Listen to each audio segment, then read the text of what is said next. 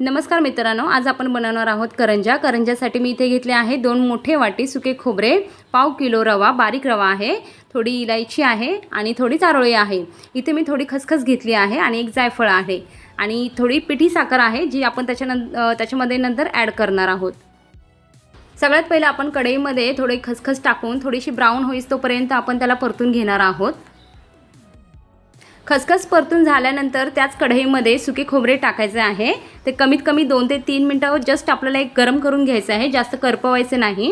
खोबरे परतून झाल्यानंतर त्याच कढईमध्ये थोडे तूप टाकायचे आहे आणि आपण जो बारीक रवा घेतला आहे तर तो आपण पूर्ण ब्राऊन होईस तोपर्यंत त्याला मंद आचेवरती थोडा परतायचा आहे। पूर्ण गोल्डन ब्राऊन असा छान होऊन द्यायचा, खरपूस भाजून द्यायचा चांगला।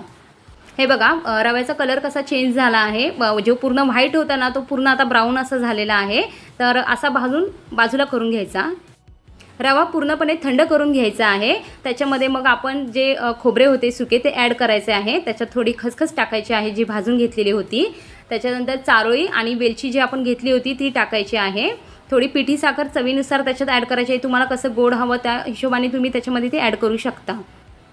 पिठी साखर घालून छान असं एकजीव करून घ्यायचं आहे मिश्रण एकजीव झाल्यानंतर सर्वात लास्टला मी जे जायफळ घेतलं होतं ते मी थोडंसं किसून त्याच्यामध्ये ॲड केलेलं आहे, ज्याने त्याचा फ्लेवर खूप छान येतो। आणखी करंजीचं पीठ बनवण्यासाठी मी इथे 2 छोटे वाटी मैदा घेतला आहे, त्याच्यामध्ये मी अर्धी वाटी रवा ॲड केला आहे।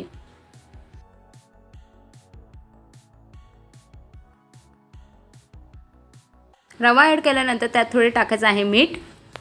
त्यानंतर हे सर्व सुके जिन्नस मिक्स करून घ्यायचे आहे आणि त्याच्यामध्ये आपल्याला गरम तेल करायचं आहे। 1-2 ते 3 चमचे साधारण तेल घ्यायचं आहे आणि ते पूर्ण कडक गरम करून त्याच्यामध्ये आपल्याला ओतायचं आहे, जेणेकरून आपली जी करंजी असते बाहेरून त्याचं जे कवर असतं ते असं क्रंची होतं। तेल गरम असल्यामुळे थोडं चमच्याने साधी हलवून घ्यायचं आहे। नंतर हाताने थोडं थंड पाणी ॲड करत त्याच्यामध्ये छान असा पिठाचा गोळा घट्ट असा मळून घ्यायचा आहे।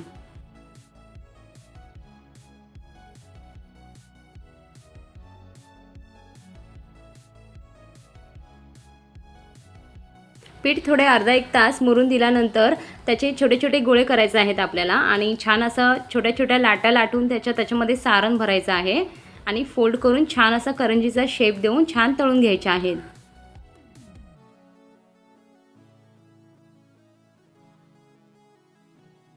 हे बघा इथे मी थोड्या करंज्या आधी लाटून घेतल्या आहेत, भरून घेतल्या आहेत, त्या मी आता फ्राय करून घेणार आहे आणि बाकीच्या मी नंतर फ्राय करणार आहे। तर अशा आपल्या या छान करंज्या रेडी आहेत खायला।